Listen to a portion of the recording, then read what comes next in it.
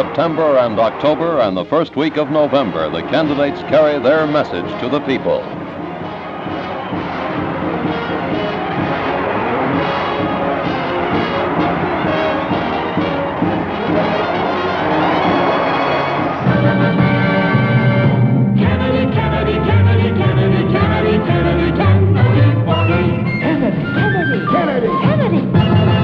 Do you want a man for president who's seasoned through and through, but not so doggone seasoned that he won't try something new? A man who's old enough to know and young enough to do. Well, it's up to you, it's up to you, it's strictly up to you.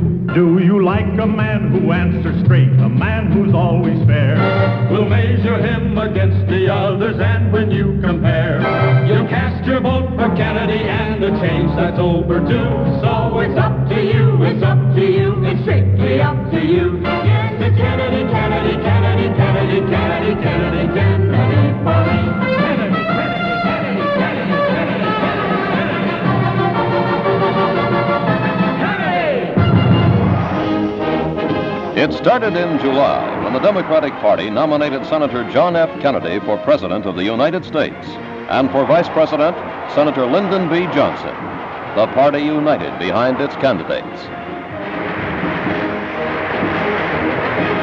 Richard M. Nixon was the choice of the Republican Party. He had served as Vice President of the United States since 1953. Now he was a candidate for the presidency. His vice presidential running mate, Ambassador Henry Cabot Lodge. As the campaign gets underway, the presidential candidates meet face-to-face in television debates seen and heard by millions of people. The same people who will decide which of these two men shall lead the country for the next 4 years. But personal contact with the people is still an essential feature of an American presidential campaign. Senator Kennedy, a tireless campaigner, goes to all sections of the country spelling out his views on domestic and foreign policy. On foreign policy, the overriding issue is the maintenance of peace and meeting the challenge of the international situation. On domestic affairs, he stresses the government's role in meeting economic and social problems.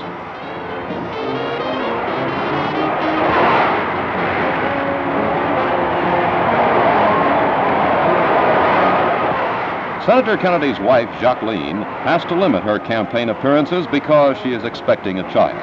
But still, she is seen by thousands. Give me your help. Give me your hands and your voice to move America forward. With these words, Senator Kennedy asks the people to support his candidacy and his program.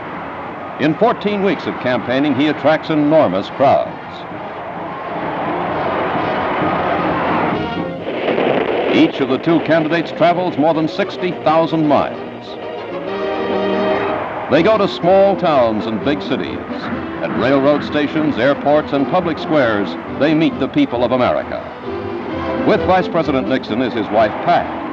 He introduces her to the people, and then he speaks of his program.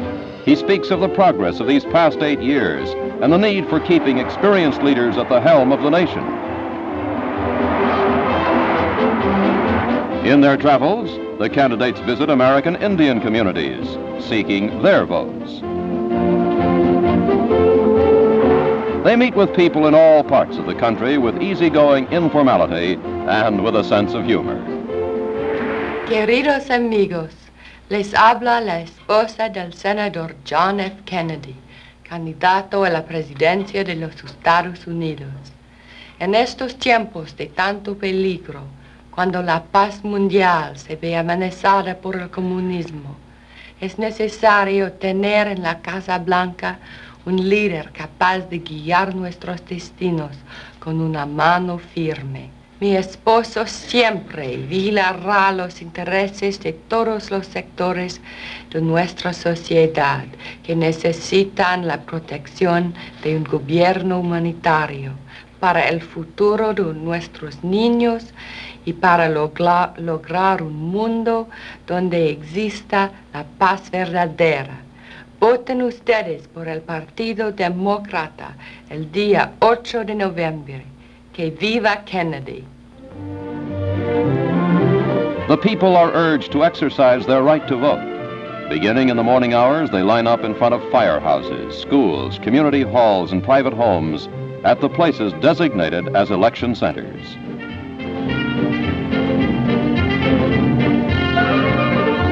In some places, the voting is by paper ballot. In others, it's by automatic voting machine. On entering the booth, voters everywhere first register their choice for president and vice president. The main interest centers around the election of a new president. And today, on Election Day, the big question is, how will the people vote? In which state will they favor the Republican candidate? In which state will they favor the Democratic candidate? There have been many public opinion polls and many guesses, but no one really knows for certain. Everyone has said this would be a close election.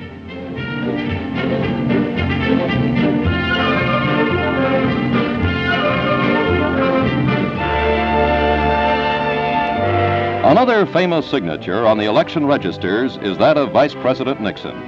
Together with his wife, Pat, he casts his ballot in the small town of Whittier, California, where both went to school, where they were married, and where today they cast the most important vote of their lives.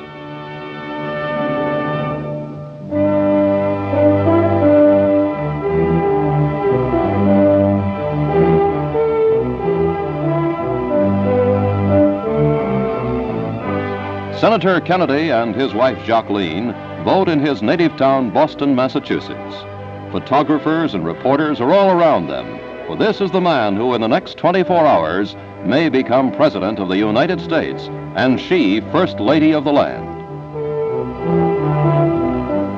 In the cities of America, in thousands of election precincts, the signs of this special day are everywhere. With quiet pride, people go to the polls. Today, perhaps more than any other day, they feel deeply conscious of being part of their country, deeply committed to it, deeply involved in its future. Hi, my name is Harry Belafonte. I'm an artist, and I'm not a politician. But like most Americans, I have a great interest in the political and the economic destiny of my country. I'm seated here with Senator Jack Kennedy. As a Negro and as an American, I have many questions, and I'm sure everyone does, about civil rights, about foreign policy, about the economy of the country, and about things that'll happen. And I want to make it very clear, Harry, that on this question of equality of opportunity for all Americans, whether it's in the field of civil rights, better minimum wages, better housing, better working conditions, jobs, I stand for these things. The Democratic Party under Franklin Roosevelt stood for them. I'm voting for this, Senator. How about you? Vote for a leader like Roosevelt. Vote for John F. Kennedy for president. The television networks have made elaborate preparations to broadcast the election returns as they come in from the different parts of the country. The headquarters of the major television networks are equipped with entire batteries of tabulating machines and with electronic computers to forecast the trend of the election on the basis of early returns.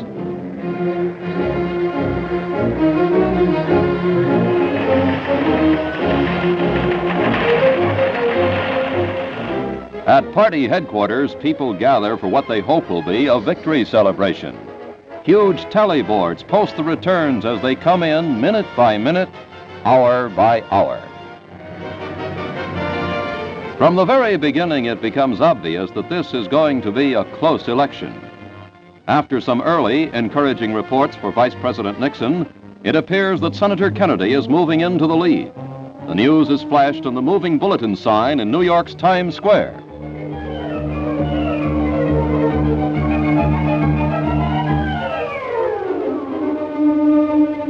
All eyes are on the map of the United States. Each one of the 50 states has a certain number of electoral votes according to the size of its population. Pennsylvania has 32 electoral votes, New York 45. Other key states are California, Ohio, Texas, and Illinois. In Illinois, the voting will be so close that the lead will go back and forth from one candidate to the other. But then, this turns into a seesaw battle in quite a few of the states, all night long.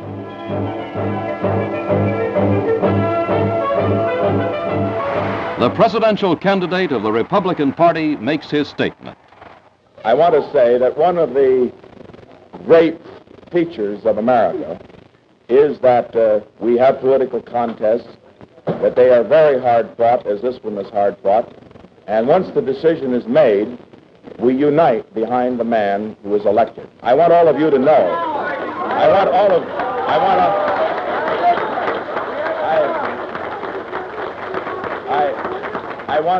I want Senator Kennedy to know, and I want all of you to know that certainly if this trend does continue and he does become our next president, that he will have my wholehearted support and yours too.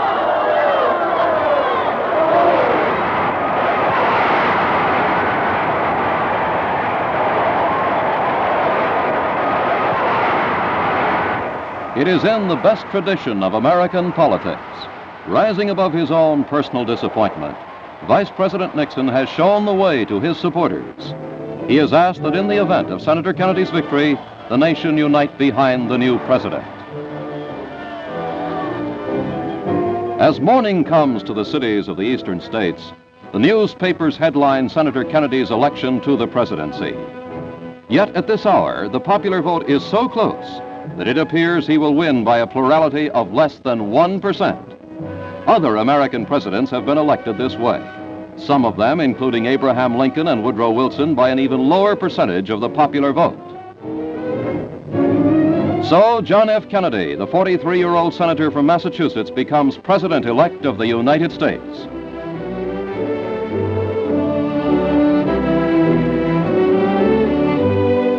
As president of all the people, his family also becomes the center of nationwide interest.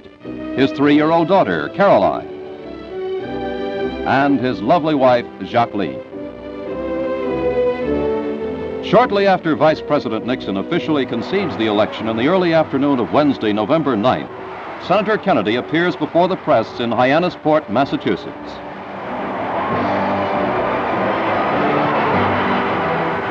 With him are his wife, his father and mother, his many brothers and sisters.